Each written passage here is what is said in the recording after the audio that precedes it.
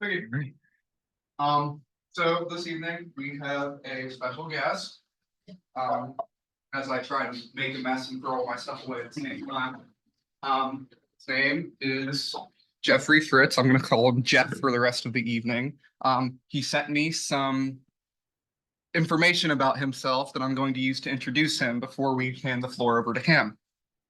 Oh, well, do we have the little notes? I put everything in the notes thinking that would be a smart idea. Stand by.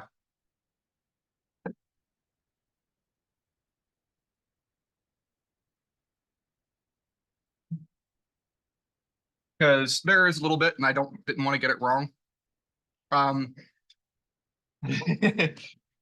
Whoops. So Jeff, his call sign is WB1AAL or Whiskey Bravo 1 Alpha Alpha Lima. This is some of his work experience where he originally was part of the development on the digital uplink assembly on the Apollo lunar module, which was an integral part of actually getting it to land on the moon. Am I correct? Yes. After that, and through some time, he was also the director of engineering and some announcers for various broadcast radio stations in West Virginia and one in Los Angeles as one of the motherships, if you will. After that, he came to WVU and ended up becoming the chief network architect and the director of network services, which is something to mention from that. He's the reason that we have WVU.edu. So yell at him. It's not IT, it's his fault. Not actually. But yeah, that was under his scheme as part of that.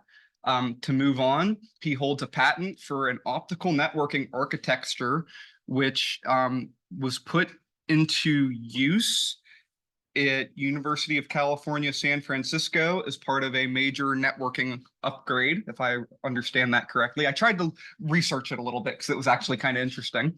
And has published 2 different books, Simple ISDN Data Applications and Remote LAN Access, a guide for networkers and the rest of us. Jeff is also an actor, being in various movies and TV shows from 2009 to 2021. So keep an eye out next time you watch TV that from that era, you might see Jeff. Also from that, Hasith told me that you have restored an Apple III and have accompanying flight simulator software and are interested in restoring various vintages of radios. He has also said that you are a wealth of knowledge to talk to, and it's awesome to be around and hang out with. So with all of that and trying to keep it somewhat short to give him the floor, please welcome Jeff for SKYWARN. Thank you, Amy. You know, I had to chuckle when Jack was putting up those slides from 1995. I was here working at WVU in 1995. And I remember some small problems with documentation. It's not part of my presentation, but we built a building. I think it's called the Engineering Research Building. It's still there, the RV. Mm-hmm. And I'm working with physical plant. We were doing the design of the network infrastructure.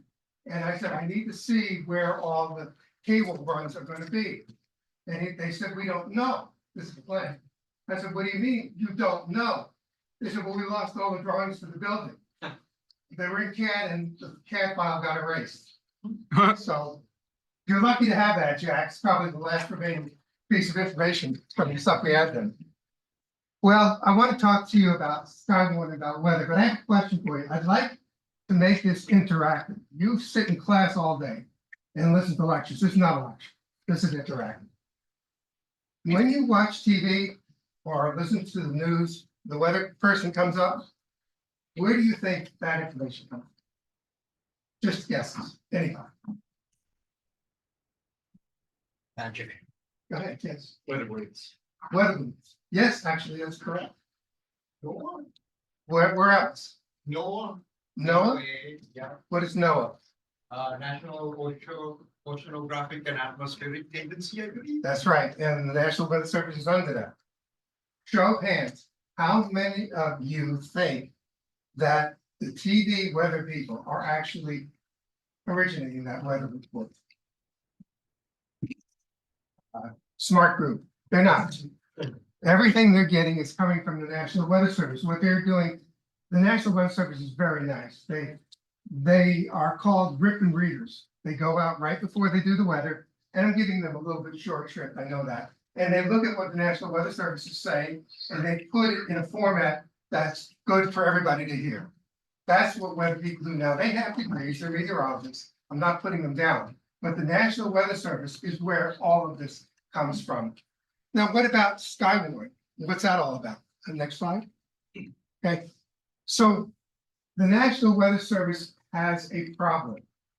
There are a couple of them, and there's a lot of us. So when weather is happening, they can see what's happening on their radar, they can see what's happening outside if they go outside, and there's a lot of debate about that. But they need people who are telling them what's happening. They formed a group, as you can see from the slide, in the 60s, which they called SKYWARN. It's not an acronym, it's just a name. I think it's not an acronym, all it is in all caps. And what they're doing through the SKYWARN program is they're training a series of observers, people like you and me, who are going through classes that are free to learn about weather and how to recognize it and communicate it to them. So we're trained weather observers and spotters, and what we're looking for is severe and hazardous weather. I get reports from hams in the area. I'm the SKYWARN coordinator, and we've learned to filter it. For example, I have one ham operator, sweetheart person, who will tell me it's raining in Cheat Lake today. They don't want to know that. They have a tornado in Cheat Lake, that they want to know about. So the spotters are trained because what we're doing is telling the meteorologists what's happening in our areas. So they know what's going on. And then they can then use that to develop warnings, watches, to advise us as to what the weather is, any threats that may be out there. And these are life and death decisions. And next slide. Did you know that? I did. The United States is the most severely weather-prone country in the world. There is no other country in the world that gets weather like we do. Each year, what is it, 10,000 thunderstorms, 5,000 floods, 1,200 tornadoes, and 2 hurricanes, probably more this year, probably more like 4 or 5 this year. So they have this SKYWARN group, which is a bunch of amateur radio operators, and we communicate directly with the National Weather Service through a private link. So I know all the meteorologists by name who work in Pittsburgh. I know all the meteorologists, well, I'm getting to know the meteorologists who work and live in Charleston. And I can talk to them directly. So for example, if I wake up in the morning and I look out, I live in Sundress, I look out my window and I see it's foggy, they may not know that. It's dense fog, I report it to them. And then they will tell the television stations and the first responders. So we are amateur radio operators, emergency management personnel, public safety officials. We communicate directly with the National Weather Service, and they are also linking to the meteorologists and media. In fact, I see, and it's pretty funny at times, the communications between the Weather Bureau and the TV news people, like Scott Harbaugh is one of the ones who's frequently on asking about what about this and what about that. And then I watch him on TV and he's going, well, here's what's happening. Well, I know where you got the information, Scott. Okay, next slide. So this slide has a mistake. SKYWARN is needed for, especially here in Morgantown and north central West Virginia, because the National Weather Service in Pittsburgh cannot see us. They cannot see us. Does anybody have an idea? No cheating by looking at the slide. Why they can't see us? Yeah. The mountains are in the way. That's true. What do we know? Okay, we're gonna test the technicians and the technical people in the group. What do we know about VHF and SHF and all the high frequency communication? What is typical of those? What? Line of sight. Line of sight. That's exactly right. So think about this. When you're talking to a repeater, and you're in Morgantown, you got a big strong signal. If you're in Uniontown or Waynesburg, you may not. Why? Well, so think about radio, radio signals are line of sight. So when the signal leaves the repeater, whether it's 2 feet or even worse, it's 70 centimeters, goes in a straight line, what's happening to the earth? It's curving away. So the radar that Pittsburgh is using, which are gigahertz, is going over the top of our heads. They cannot see Morgantown. Now the slides is wrong. I found out from Brendan McMullen, who is the National Weather Service meteorologist, who came down and spoke to us. Some of you were there. They can only see from 5,000 feet and up in Morgantown. 5,000 feet and up. They don't know what's happening here on the ground. Give you a perfect example. So every day, we try every day. My wife and I go for a 2-mile walk, just trying to keep me alive. I don't know why. And I'm the weather guy. So she says, all right, Jeff, is it gonna rain today? Are we gonna get rained on? And one day we're going for a walk, and I looked at the radar and I said, no, not gonna rain. We'll be good. So we're out there about halfway in the walk, about a mile out, and it starts to pour. And she says, yeah, you're some meteorologist. You said it was gonna rain. And it's raining on us. Why is that? Well, the reason was it was a low level storm that was underneath the Pittsburgh radar. They couldn't see it. They couldn't see it. We can see it, we can feel it. We got soaked. That's why we're needed. We are the eyes and the ears in SKYWARN to help the Weather Bureau know what's going on here. So why do we even need that? Why can't they just ask anybody to call it? Because of what I said earlier. You have to, they're busy people. There's only 5 or 6 meteorologists in Pittsburgh. And they work 24 hours a day, 7 days a week, 365 a year. They cannot be inundated with information. There's just not enough of them.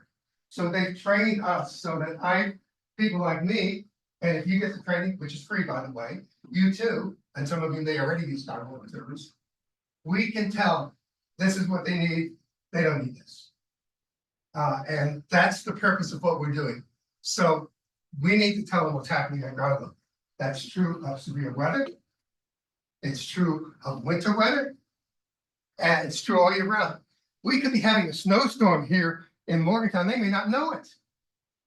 So they may not be able to call a winter weather advisory for Montague County because they don't think it's snowing. They're just too far away. Charleston's even worse.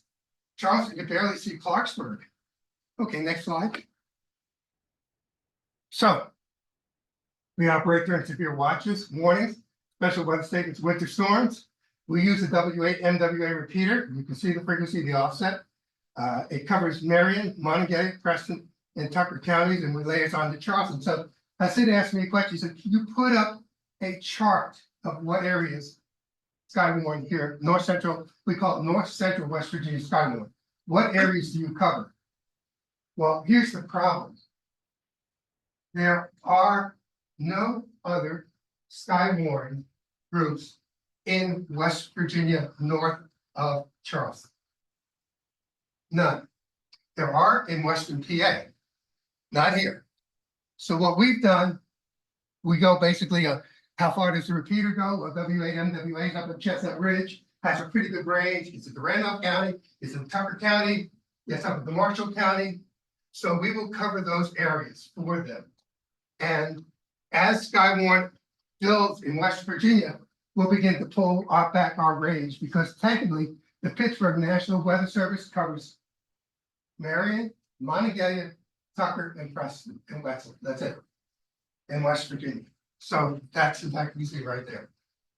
At this point, let me stop and ask if anybody has any questions or comments or want to argue that. Yes.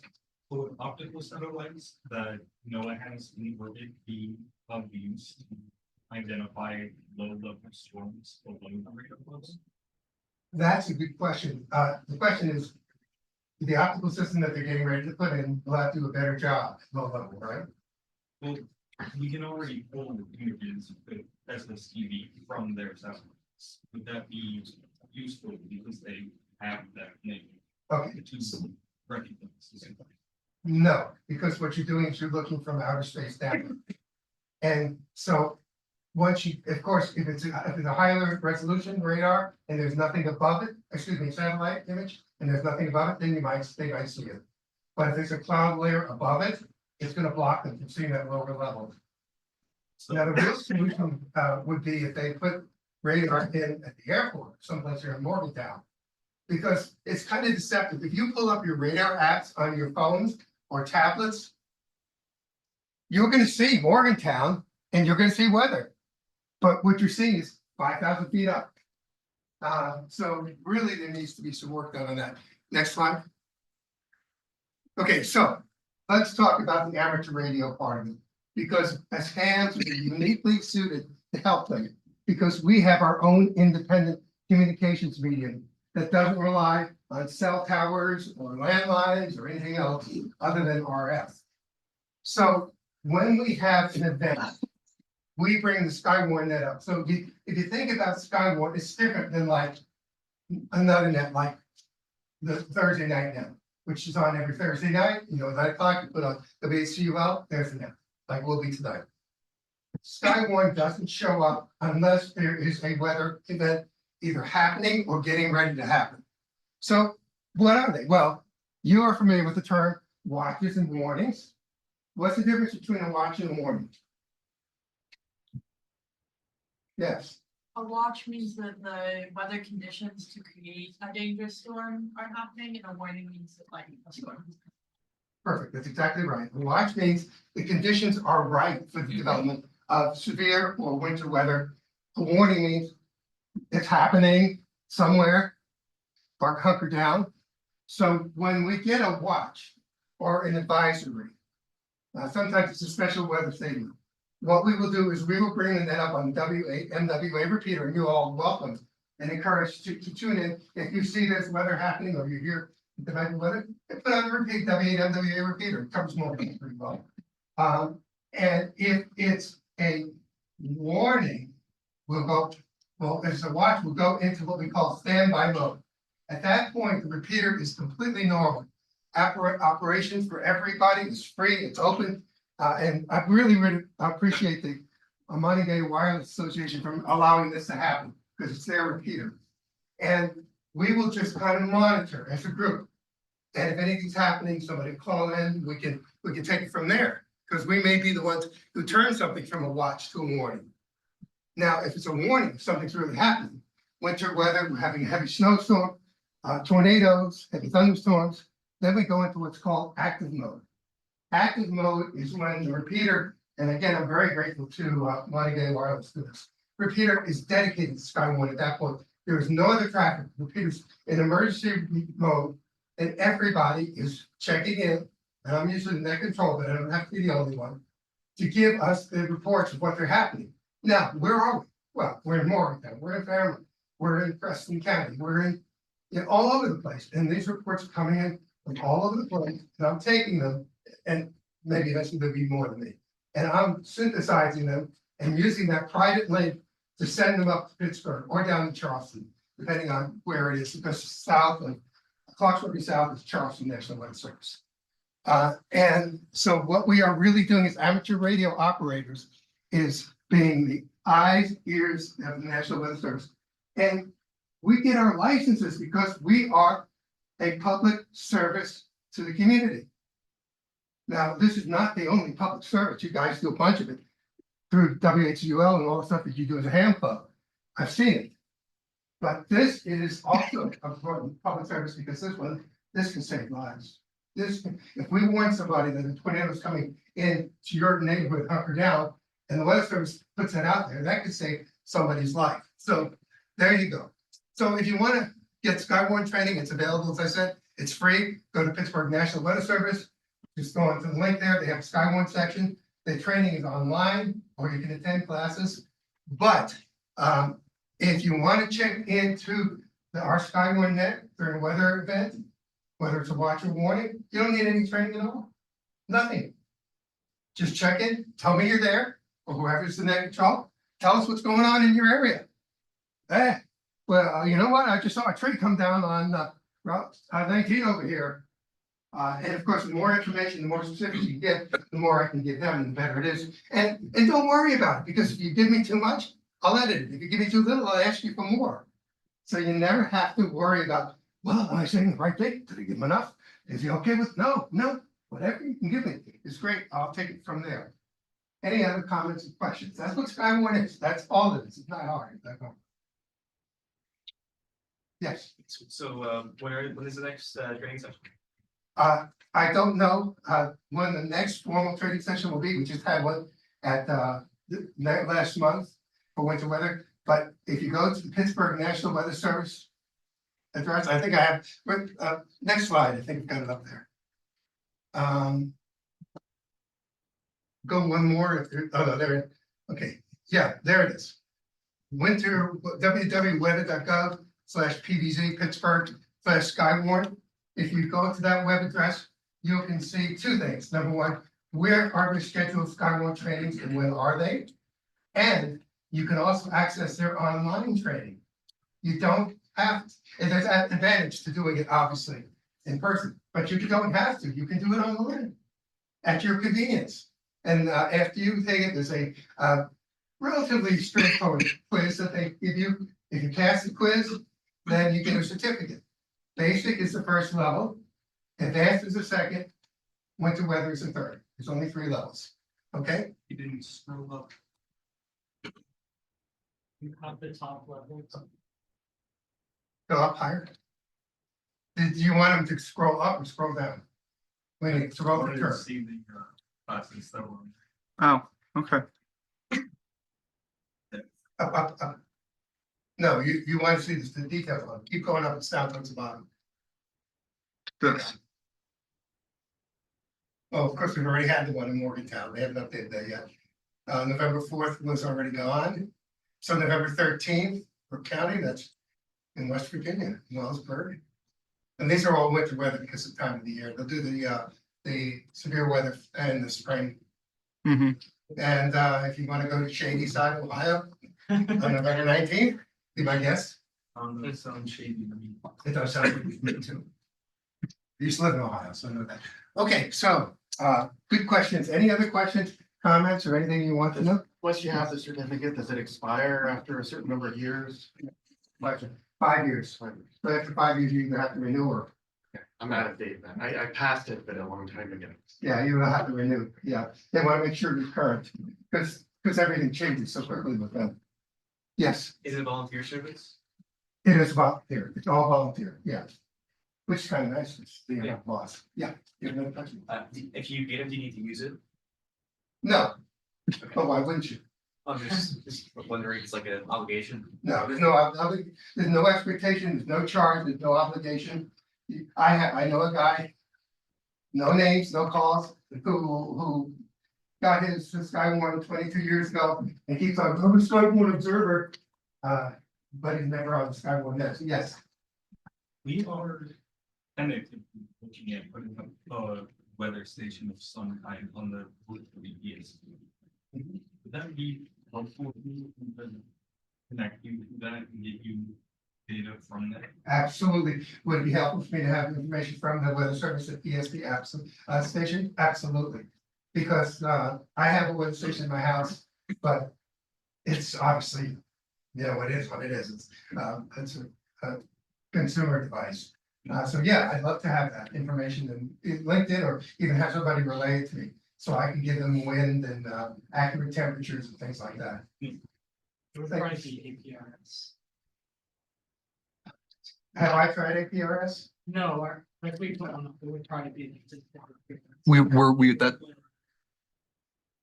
I'm learning how to do that on my own with a personal one that my dad has, and if we can, I'm gonna show him how to do it with APRS, because that'll be cool. Yeah, for me, APRS doesn't help. The reason is, if you have to understand, again, it's just me and I want others to join, so I don't have to do it all. But I've got 2-meter rigs running. I've got the National Weather Service online. I'm getting emails and texts. I don't think I have bandwidth for APRS on top of everything else. And I'm trying to get stuff out to the National Weather Service and back, because they're feeding me information to send to the local hams, like, hey, you've got a cell coming your way, we expect it to be there in about 25 minutes. You know, that's the second part of SKYWARN that I found particularly valuable. The National Weather Service, it's not a one-way street. The National Weather Service meteorologists are giving me information to share with the local hams from SKYWARN. So they know what's going on. So oftentimes I'm getting stuff and putting it out on the air or through, we have a listserv. I think it's up there somewhere, maybe it's previous next slide. I think or the one after that. Yeah. Well, send me an email. There's my email address. And I can put you on the list. We have a listserv. They call it Reflector, whatever, dedicated to SKYWARN, where I will put out information from the National Weather Service, even normal stuff like, hey, it's gonna be cool this week, we're gonna get rain tomorrow, then it's gonna warm up. I put that out on that list just so you know what's going on. But that's also the list where you can get information as to what's going on, because as I get it from the National Weather Service, I'm putting it up on that list in addition to putting it out on the repeater. Okay? Any other questions? Or thoughts, or whatever. Jeff, sometimes it's being indoors, it's not very easy to get into the MWA repeater. Like, especially a lot of us has handhelds, things like that. Any comment or thoughts on maybe improving or like, you know, could we relay, like, could another person relay a message and would you still consider that a good report? If it's relayed and we have some chain of authority with it, you know, like the police talk about chain of authority. What I've been thinking about that because WHCUL is the best repeater for Morgantown by far. Yes. The other thing is W8SP has a weather net out of Fairmont. And sometimes I'll put announcements on that. The problem is, I have radios that will monitor more than one repeater simultaneously. There's only one made. But, you know, it'd be maybe kind of nice if people wanted to, for me to switch over as I have time. And I say this kind of being cautious about it, to say to WHCUL, hey, here's what's going on. Anybody have any reports?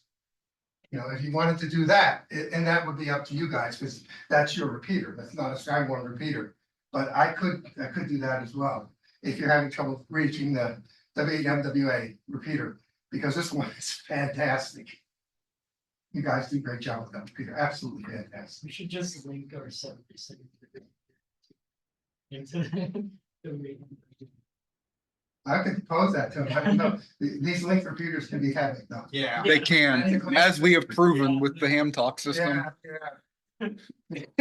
Go for the DMR repeater. That's what we should do. Sure. Yeah. Yeah.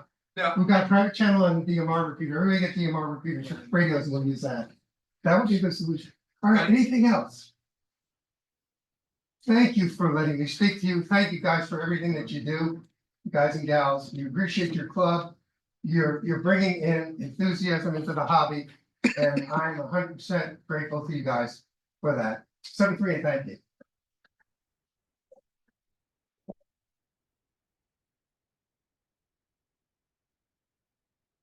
Wow. Do we have anything else on here? Well, Dr. Valenti's corner. Dr. Valenti, do you have anything for us? Right. Hard to follow up on that.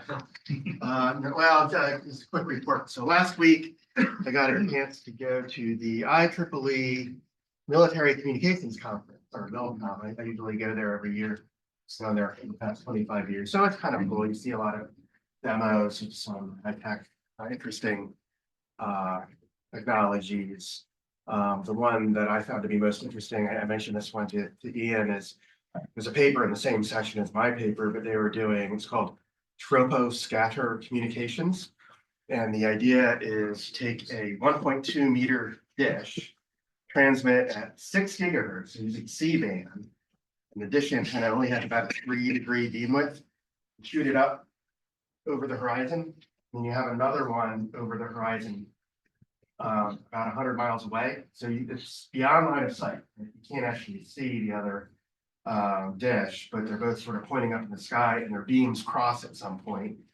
And in the troposphere, which is everything up to about 10 kilometers, there's some scattering. So your signal doesn't go entirely straight out.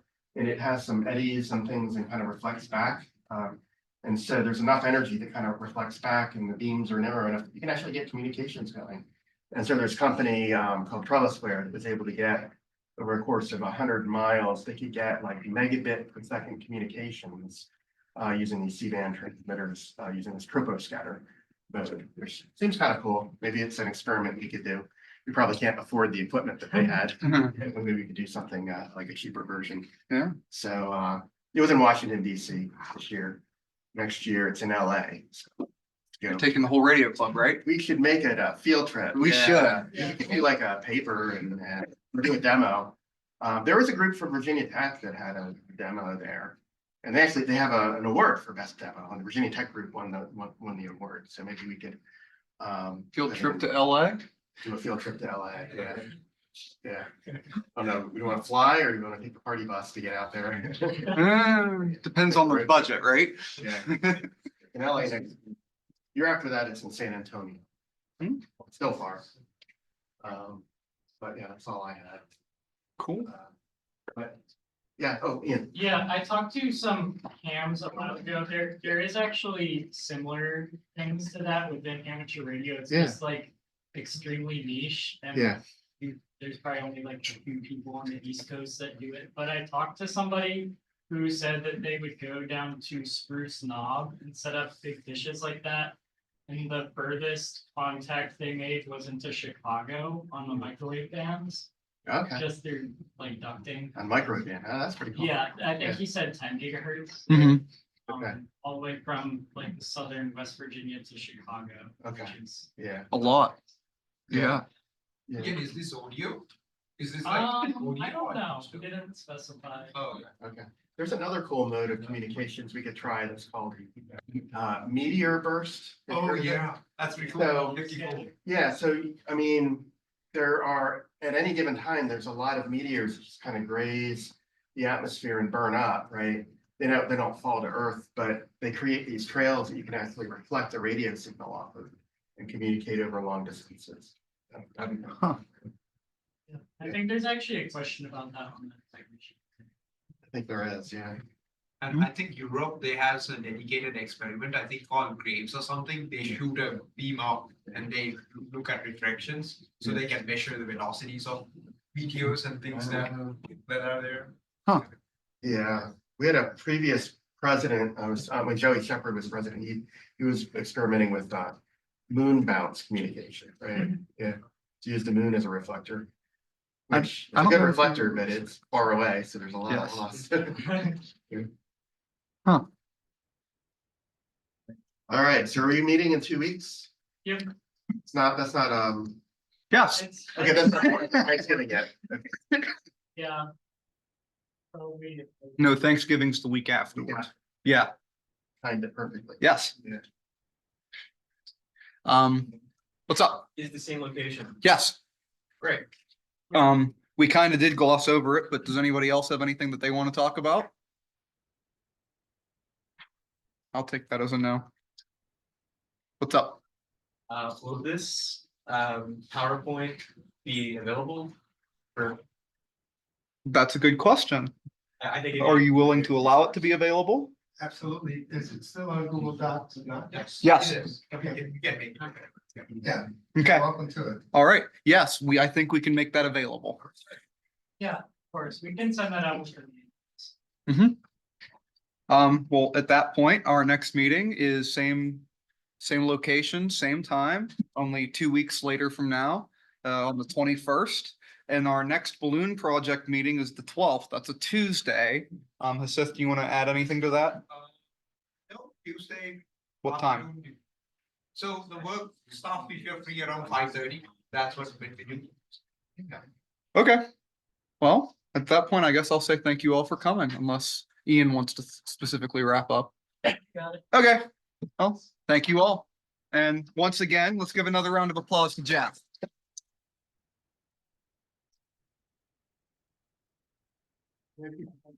Oh, thank you. There's a chat. So I Yes. It will be on the exam.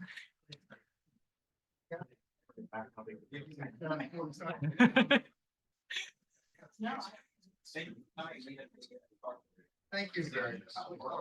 Very nice.